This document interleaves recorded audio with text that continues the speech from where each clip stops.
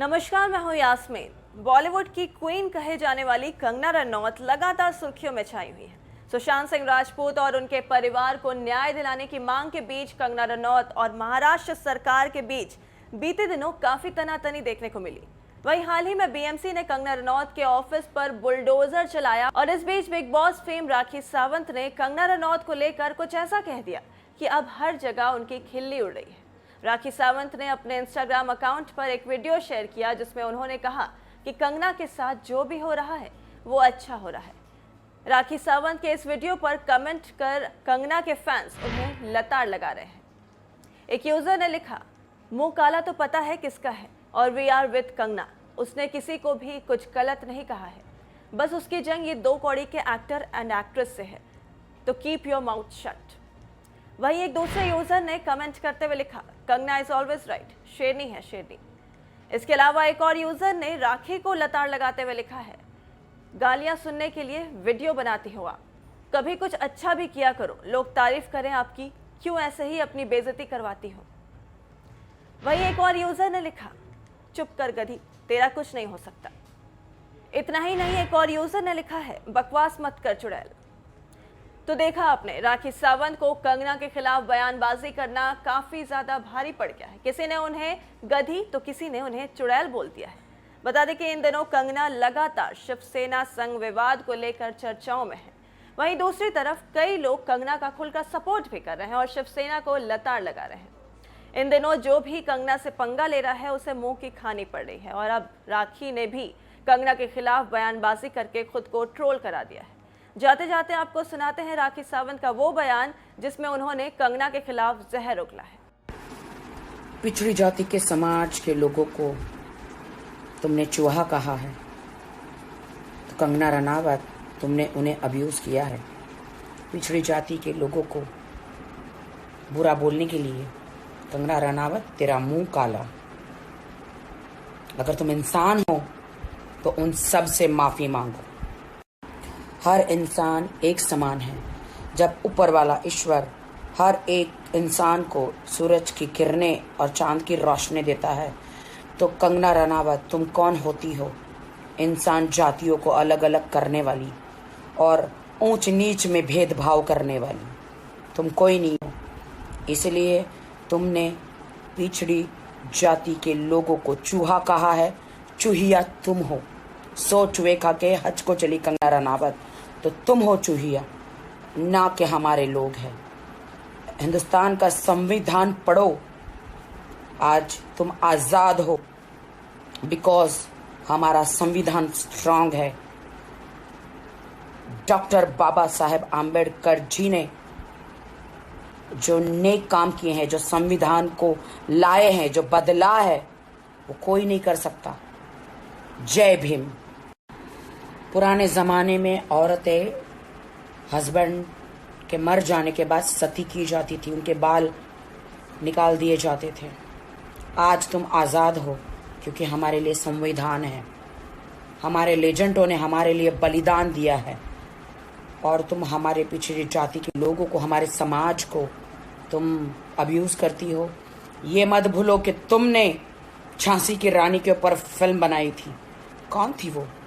वो भी पिछड़ी जाति की एक महिला थी जिन्होंने युद्ध किया था अपने लोगों के लिए। भूल गई? उसके लिए तुमने काफ़ी अवार्ड बटोरे हैं, तुमने काफ़ी पैसे कमाए हैं। तो अब्यूज़ करना बंद करो, माफ़ी मांगो हमारे लोगों से, हिंदुस्तान से माफ़ी मांगो। तुम्हें मौका देते हैं, माफ़ी मांगो। तुम्हें सिर्फ अधिकार है नेपोटिज्म और सुशांत के न्याय के बारे में आप बात करो। हिंदुस्तान के संविधान के बारे में, हिंदुस्तान के लोगों के बारे में, हिंदुस्तान के लेजेंडों के बारे में जब तुम्हें पता नहीं है तो उसके बारे में बात मत करो तुम, ठीक है? तुम आरक्षण को ख़त्म करना चाहती हो, तुम संविधान को बदलना चाहती हो। तुम जैसे लोगों का मुंह काला हो और हम जैसे लोग ये नहीं होने देंगे। हम देश के साथ हैं। कंगना सावित्रीबाई फुले जी को आप जानती हो कि नहीं, मुझे नहीं पता, बट इस देश में सबसे पहले जो महिलाओं के लिए स्कूल है उन्होंने खोला था। तो आज तुम पढ़ लिख कर इतना चबड़ चबड़ करती हो, तो तुम्हें उन्हें धन्यवाद देना चाहिए, उनकी आरती उतारनी चाहिए, उनको पूजा करनी चाहिए। क्योंकि पिछले ज़माने जो पहले हुआ करता था कि औरत विधवा हो जाती तो उन्हें कोने में बिठा दिया जाता था, उनका खाना पीना अलग हुआ करता था, उनके बाल मुंडवा दिए जाते थे, उनको सती कर दिया जाता था। औरतों के लिए कोई भी सुविधाएं नहीं थी। तो इनका शुक्रगुजार करो कि आज तुम आज़ाद हो, सब फीमेलें आज़ाद है। इतिहास पढ़ो, अगर दिमाग में बुद्धि काम नहीं कर रही है, इतिहास पढ़ोगे तो पता चल जाएगा कि सावित्रीबाई फुले जी ने कितने अच्छे काम किए।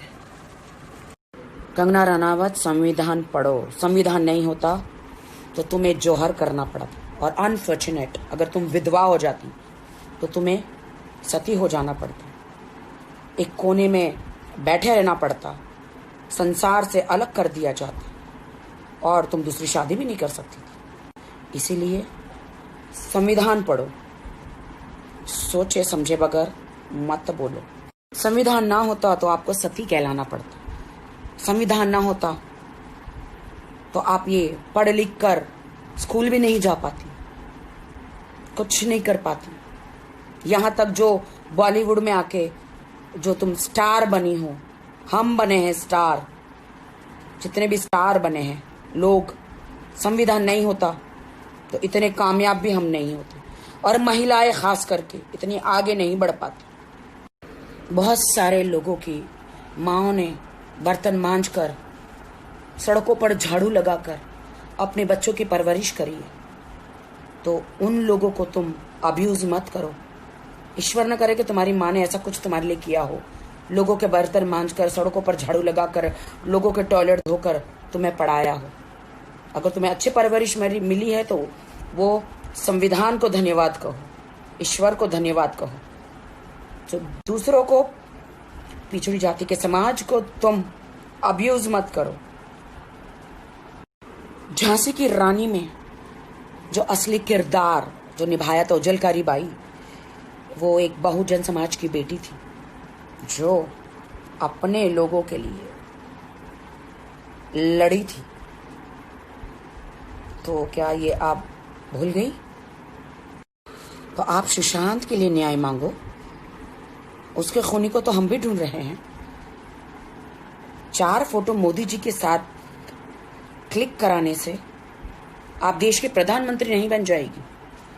तुम 4 फोटो तुमने क्लिक कराए, हम तो मोदी जी के पास उधर जाके हम उनको खुद मिलकर आए हैं। और मोदी जी से एक बार नहीं 2-3 बार हम मिले हैं, लेकिन हमने कभी नहीं सोचा कि हम देश को हाथ में ले लेंगे।